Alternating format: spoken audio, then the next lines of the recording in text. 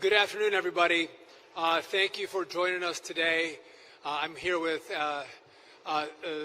Steve Bradbury, Andy Byford, also known as the Train Daddy. We're excited to be here. Was it a couple months ago we were here together? 3 months ago. I just want to do a step back. We were just at Union Station in D.C. Riding the brand new Acela from D.C. up here to Penn Station. And again, faster trains, more beautiful trains. We're going to be able to carry more passengers on the Northeast Corridor, which means, I think, better pricing and better revenue for Amtrak. All very important. And again, clean, beautiful trains that I think are worthy of the greatest country on the face of the earth. We also announced this morning that we are going to, at DOT, with Amtrak, reclaim Union Station. We are going to revitalize it, reinvest in it, and again, in our capital city, our train station deserves to be a showcase of the greatest country on the face of the earth, America, in Washington, D.C. We want to bring in more restaurants, more retailers. That wasn't happening, so we had to rethink the partnerships that we have to revitalize Union Station. But today we're here to talk about Penn Station. And as all of you have reported, or most of you have reported, we have pulled this project back from MTA. I have not been shy in expressing my frustration with MTA. They spend a lot of money. I'm not pleased with their deliverables. And I didn't have faith that they could deliver on this project. And some have said, well, this administration doesn't care about transit, or this administration doesn't care about trains. What I just talked to you about is with what we've done at Union Station and with the Acela and what we're doing here at Penn Station, your takeaway should be, actually, we do care about transit, we do care about trains, we do care about subways, we care about buses, but we care about the deliverables to the American people. How do we serve the American people? How do you serve New Yorkers, or those in New Jersey, or those in the greater Washington, D.C. area? That's what matters to us. Not spending money, but delivering on the investments that our taxpayers actually make in these systems. And so with that pullback, we thought it was important to walk through the timeline that we're going to go through for the Penn Station build. But before I do that, I think we are blessed to have a president who loves New York. New York has given the president a little bit of pushback, but he loves all of you. He loves this city. He loves building beautiful buildings. And what's great for us is that he actually cares about the project that we're engaging here at Penn Station. And again, he has a lot on his plate. He's doing a lot of things. But when I meet with him, this is a common question that he'll ask me is, where are we at with Penn Station? Where are we at in the process? He wants to know about the developers that may bid and how it's going to look, because he wants to make sure that this is a great representation for his administration, but he wants it to serve the New York people incredibly well. And so I'm honored that we have that kind of support and backdrop with the president, because oftentimes presidents wouldn't engage in a project like this. You all are blessed to have a president who cares about the project and cares about the deliverable for New Yorkers. And so, again, we're excited to have this conversation today, but we are proud to be announcing a $43 million grant to begin the process in regard to the solicitation for a master developer. Andy's going to talk about the timeline that we have, but we are going to move at the speed of Trump. This is not going to be a 20, 30-year project. This is not about a back room thinking about how we can spend money and develop plans but never deliver.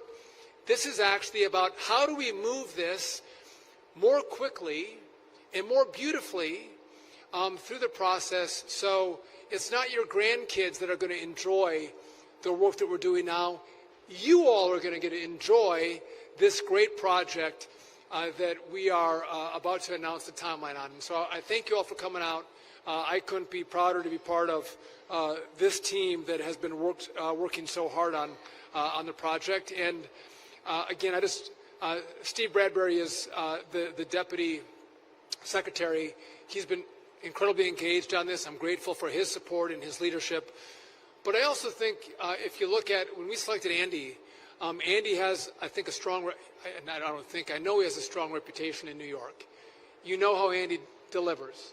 And I think that's a sign to New Yorkers that we care about delivering, because we brought in the best person we thought possible with the best credibility to make sure this project goes fast, so it's on time, it's on budget. And all of you, again, we're not red, we're not blue, like this is to serve people. And Andy's record, I think, is such that a lot of you have had confidence in how we've set this up. And so I couldn't be more grateful that he said yes to joining us and using all of his skills and experience to make sure this project goes off so well. And so he's a visionary. We spent the trade ride up here, by the way, and he's walking through all the things we're going to do and how we're going to do it and how we're going to get early deliverables. And then even on the way up, I'm sorry, Andy, I'm going to give it to you in a second.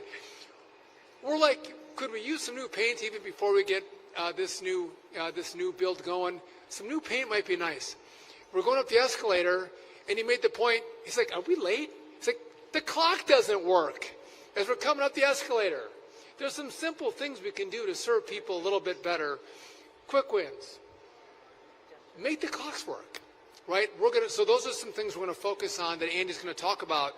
Not just the timeline on this massive project, but there's things we can do in the short run to make the experience better, because what we're doing is serving people, making government serve people better and more efficiently. And so thanks for coming out, and I'm honored to turn it over to Andy, better known as the Train Daddy. Andy. Thank you. Okay, well, thank you, Mr. Secretary, and good afternoon, everyone. I'm Andy Byford, as the Secretary just said, and I'm honoured to be leading on behalf of the administration and on behalf of Amtrak, America's Railroad. I'm honoured to be leading this iconic project to truly transform New York Penn Station. And in addition to the Secretary, the Deputy Secretary, to my Chair Kosher over there, President Harris, I think, is here somewhere. I'm also joined by my friend and colleague Sarah Appleton, who is the Deputy Project Director, again, for this beautiful and iconic project. So I've been doing this job now for 3 months, and for old friends of mine, Marsha, people like yourself, I'm so happy to be back in New York. This is where I want to be, and this is the project that I want to do. And in just my 3 months back here, it's become apparent to me in talking to people just how much Penn Station means to people. But also, it means a lot of different things to different people. Everyone has an opinion on Penn Station and what should be done. But the Secretary and I are unified in our vision for both the project and the station, but also in how we should go about transforming it. Because as the Secretary said, it's been talked about for years. Others have tried, but we're confident that we will succeed. And why do I say that? Well, very simply, because there is precise and absolute alignment between all of the key stakeholders, from the White House through the US DOT through to Amtrak. There's absolute alignment, and that is the key, the magic key to unlocking this station's potential in a way that frankly hasn't been achieved before. Now, as the owners of this station, Amtrak, we very much appreciate the support that President Trump has shown us and the confidence that Secretary Duffy has put in us and in me in making Amtrak the clear project lead. And we're ready to reward that confidence now by delivering a world-class station of which New Yorkers and visitors to New York and Americans and everyone can be truly proud. So as the Secretary said, today we are officially providing advance notice for the solicitation of a master developer, and we are announcing the obligation of a Federal Railroad Administration grant to Amtrak for engaging that master developer. and also to conduct design and national environmental policy work, better known as NEPA, to really make this thing a reality. So from today, firms interested in working on this project can officially start the process of becoming our master developer partner. Ladies and gentlemen, the steps to completely transform Penn Station starts today. That process starts today. Complete top-to-bottom modernization and transformation of Penn Station. And in addition, this fall, our colleagues at the Federal Railroad Administration will begin a service optimization study to evaluate ways to safely accommodate passenger growth throughout the tri-state region and to maximize train capacity within the confines of the existing station footprint. Next May, we will announce the selection, the outcome of that design competition. We'll announce the selection of our master developer, and we will begin preliminary design and National Environmental Policy Act activities, ultimately leading to the construction, the start of construction, by the end of 27. So this is a very aggressive time frame, and you can see it set out on the chart behind me. Now let me be clear, because a lot of people have already asked me about the nature of the competition that we're going to run. So let me be clear on this. We're going to evaluate everything. It will be an open and fair competition with no preconceived notions of the outcome, but it will be conducted to a very aggressive timeline in order to hit that spade in the ground date of the end of 2027. Now, everyone likes to talk about the design of the new station, and that's the fun part. I like that fun, right? Looking at the renderings, figuring out what the station might look like in the future. But the transformation of Penn Station must be much more than bricks and mortar. It must be about making the station operationally sound, safe, clean, and easy to navigate. And I want in the future this station to ooze excellence in every form. I want every interaction with customers to be consistently excellent. Every single aspect, including, Mr. Secretary, making sure that the clocks work. We will ultimately select and implement the safest, most efficient and timely proposal that makes the best use of customer and taxpayer dollars. And we've already made great progress over the past few months, and we're determined to complete this work on an expedited schedule. So in just the last 3 months, we've been looking to hire a public-private partnership or P3 legal advisor. We've done that, Sarah, right? Check, already done. We have a legal advisor on board. We're now looking to bring on a P3 financial advisor. That process has started. We're about to make that appointment. And we've already started a third process to bring on board a P3 project management and construction manager partner. In other words, we're putting together the A-team that is needed to effect this massive and total transformation of this station. Now, 2 years, end of 27, that might seem like a long way away, but trust me, having done this thing in a few locations around the world, for a project of this complexity and magnitude, it's just round the corner. And it's really important because New York's Penn Station is actually our #1 station in our national network of over 500 stations. We had over 12 million guests here last year. So literally, we can't wait any longer. Enough talking. We can't wait any longer to transform this station for the better, because that's what New York deserves, and that's what this great country deserves. So in conclusion, Secretary Duffy and the administration have brought a real sense of urgency and clarity to the project. A lot of people have talked about it, but we're going to act upon it. So we're very grateful to Secretary Duffy and to the entire Department of Transportation, as well as, of course, President Trump and his administration, for bringing that urgency and clarity to the station's transformation and in giving us the mandate and having confidence in us as Amtrak to carry out our vision and their vision for a world-class, safe and modern station. And on a personal note, I would like to thank Chair Kosher and President Harris for giving me this golden opportunity. Sir, I will not let you down. I'm super focused on this, and you're standing with me right now, and I'll certainly need you to stand with me as we progress through what will be a very challenging project, but one that has to be done. Tomorrow, another big day for Amtrak. Tomorrow we'll debut our next-gen Acela trains, which are beautiful and offer a fantastic onboard service, reflecting exactly what we want to offer at the station today and into the future. Because it's essential that our stations match our modern and safe train fleet so that customers in the future have a seamless experience from train to station. Again, what I said was everything should be excellent. Every touch point with Amtrak should be consistently excellent. We've got the trains, now it's the station's turn. So this is a truly exciting day for Amtrak and the future of Penn Station. We often talk about a new era of rail, but Amtrak's new era cannot exist without a transformed, modernized and world-class Penn Station. That's what New Yorkers deserve, and that's what they're going to get. I'd now like to invite my colleague, Deputy Secretary Steve Bradbury, to say a few words. Thanks, Steve. Thank you, Andy. So the Secretary and Andy and I just had a great ride on the brand new next-gen Acela train from Washington Union Station. It goes into revenue service tomorrow. This is a big day for Amtrak. It's a beautiful train. But we also need beautiful, big, beautiful train stations, really at both ends of this axis from Washington to New York. We're working on Union Station, as the Secretary mentioned, but Penn Station, nothing's bigger than Penn Station. This is the busiest transportation hub in the Western Hemisphere, believe it or not, and look at the main entrance to Penn Station right behind me. It's dreary.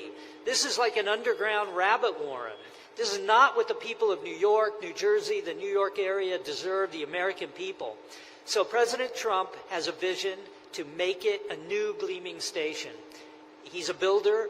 This is a marquee, crown jewel asset. It's right in the heart of New York City, and it deserves a transformation. Andy Byford is exactly the right person to do it. He's done it in London. He's done it here in New York previously. He's done it in Toronto. We knew we had the best when we picked Andy to take over this project for Amtrak. And what we want is an open, airy, bright station with open concourses. As Andy said, I love the phrase, oozing excellence. That's what America deserves. That's what the people of New York deserve. And today is the starting gun for this process. So I couldn't be more excited, couldn't be more honored to stand with Secretary Duffy and on behalf of the Trump administration, lead this process forward. So thank you all for coming.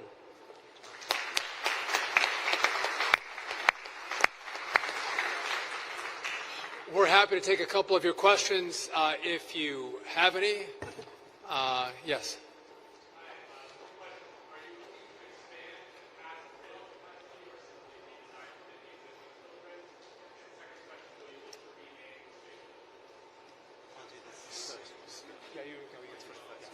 Well, I might tackle the first question. So, as I mentioned, the FRA in parallel, because it's very important that we parallel activities, otherwise we'll never hit the end of 27 timeframe. So while my team and I are focusing on getting the master developer on board, our colleagues at the DOT and the FRA will be undertaking a service capacity study to see not only what changes need to happen in the station at track level to provide more capacity and a more efficient use of the station, but also to look further beyond, through the next decade, what do the service patterns of the future look like, and embracing the potential for through running. In other words, trains that don't just stop here and empty out or go back and provide a reverse service, but carry on in the direction in which they were traveling.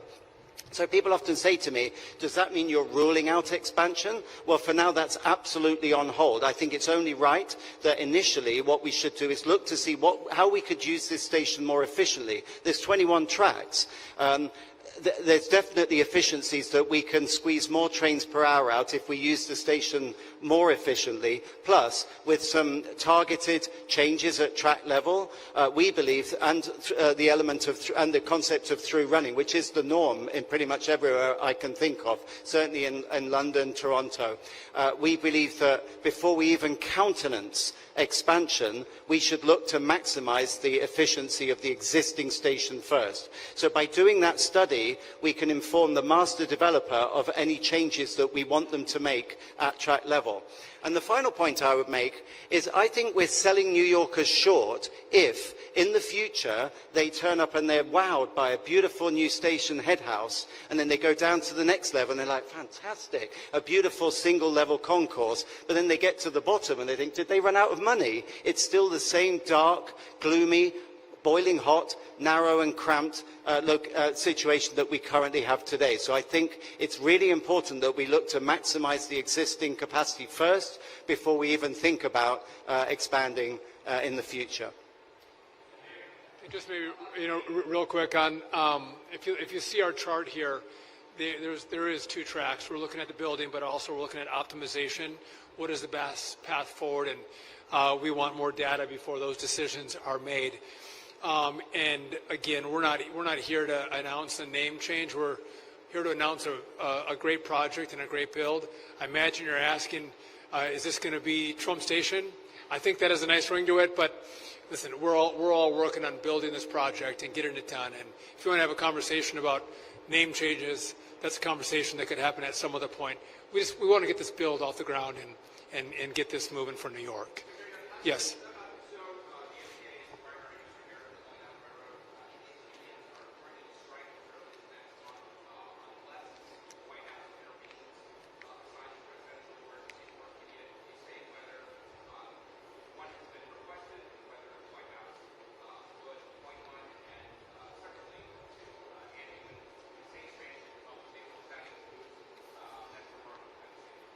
Just real quick, the president likes when things run smoothly. He doesn't want things to be shut down. He likes, as you even see with Ukraine and Russia. I think if you look at the number of wars he's stopped, whether it's Pakistan and India, he has this unique ability to bring people together. And so I'll just say stay tuned for how the president will engage to make sure America and the world runs smoothly and more peacefully. Andy? Just on the specific about Metro North, absolutely Metro North, we're still working on the plan to bring Metro North into Penn. What I was saying was, where previously there had been this plan of Penn expansion of a huge stub-end terminal, 12 tracks, however many tracks it was going to be, which would have been to the south of the station. Over there, actually, what's called Block 780 in New York. That, at the moment, we're putting that on hold while we look to see what more capacity can we squeeze out of the existing station, both through more efficient operations, literally the logistics of running the trains through the station, plus with the potential for through running. But Metro North, the plan is still to bring Metro North into Penn. Marsha? Would you mind just speaking up? I don't think your mic's working.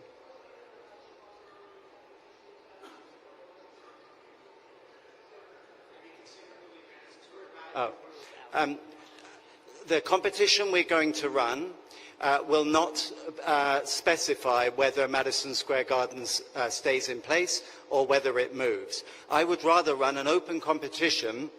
The whole point of this competition is it's a P3 competition. Let's see what people's ideas are. I'm aware of a number of ideas already.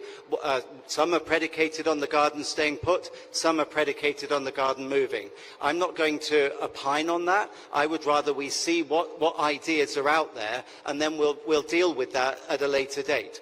During the competition, though, we will evaluate the various proposals against a series of criteria. And obviously, whether the garden moves or stays put will be decided over time, and we'll take a look at what the pros and cons of that are and what implications there are for cost and for time frame. So starting as of now, we're making no assumptions on that.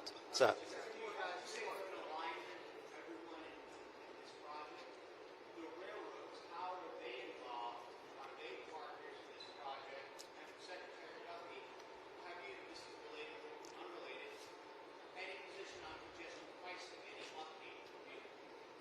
So in terms of alignment, so it's a very good question. My last 3 months have been like speed dating. I've been going around New York talking to all the various players, including, critically, I've spent time talking to Jano Lieber at the MTA and Chris Kaluri over at New Jersey Transit, in addition to people like Tom Prendergast over at Gateway. So we're very mindful of the fact we're not the only users of this station. The MTA use it, NJT use it. We all have a common objective. I have yet to meet anyone who said this station's fine as it is, leave it as it is, we like it, we like the status quo. No, everyone recognizes this is not good enough. That New York and New Yorkers deserve a better station than this. So what we're going to do is work with our colleagues, with New Jersey, with the MTA, to truly transform this place, and we can only do that by working in partnership. Those conversations are already happening. You watch, there's going to be an intensive round of discussions and negotiations over the next few coming months, leading up to that critical timeline of spade in the ground by the end of 27.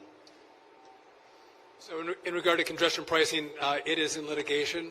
I maintain my point that to drive a car in New York City, you shouldn't have to be an elite. You shouldn't have to be wealthy. I think your street should be open to everybody, not just those who can afford to pay the congestion pricing.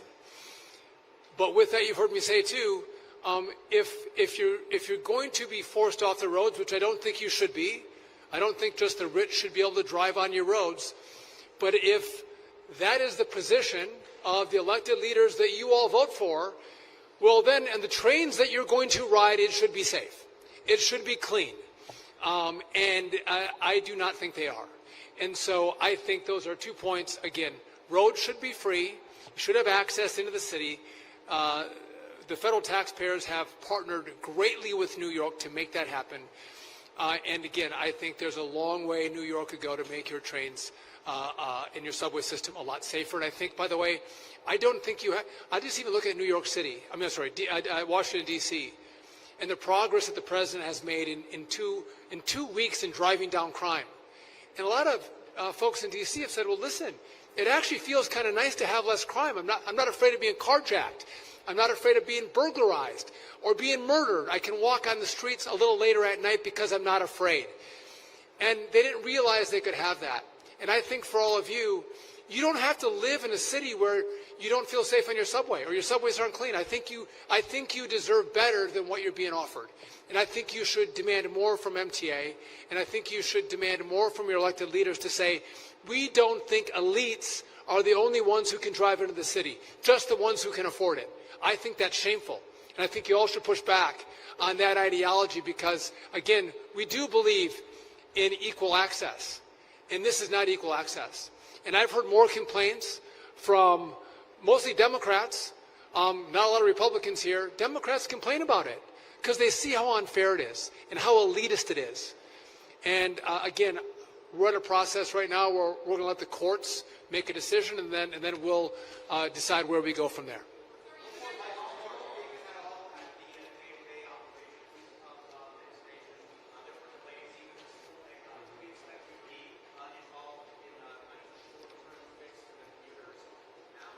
Well, as the Secretary alluded, I'm very interested in quick wins. It's an expression I've used at the TTC at New York City Transit. I'm always on the lookout for things where we can effect immediate improvements. So we do have a very good operational team. I'm not going to interfere with the operational teams, but I'm certainly not going to be a passive observer in that either.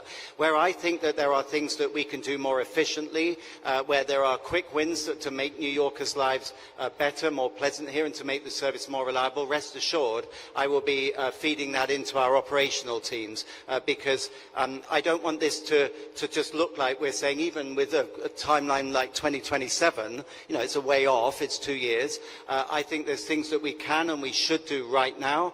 So I'm already actively, I've been over the last three months, looking around for things that we can do to make things better right now. It's relentless improvement has to be the name of the game. We'll do 2 more questions. We'll do 2 more real quick. Yes?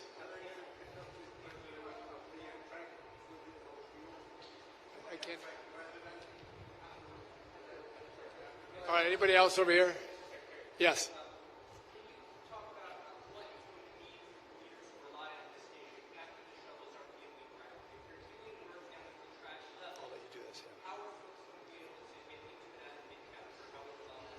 It's a great question. I'll let you take it. So, yeah, that will not be easy. But then I look at places I've worked across the world. There's a station called London Bridge in London, and I used to be the operations director of a train service company that went through London Bridge as it was being rebuilt. And so, yes, there was some disruption. We had to reroute customers in order for them to migrate their way through the station while that work was being undertaken. But as long as you get your signage right and your wayfinding right, as long as the customers feel that they know where to go and the staff look after them, our colleagues, our operational colleagues are well trained, I think New Yorkers will accept that in order to totally transform this place, there will need to be some changes along the way. And another example I'd cite was it's amazing, actually, what the Port Authority did at LaGuardia. I've been away for 3 years because I was in London. I come back to a completely transformed LaGuardia airport, which is no mean feat, completely rebuilding an airport while you keep it open. So if they can do it, we can do it. Rest assured, that's top of my to-do list to maintain safe and efficient and pleasant customer operations while we transform this station. So there'll need to be a bit of rerouting, but even where you make changes at track level, we'll think them through carefully. We'll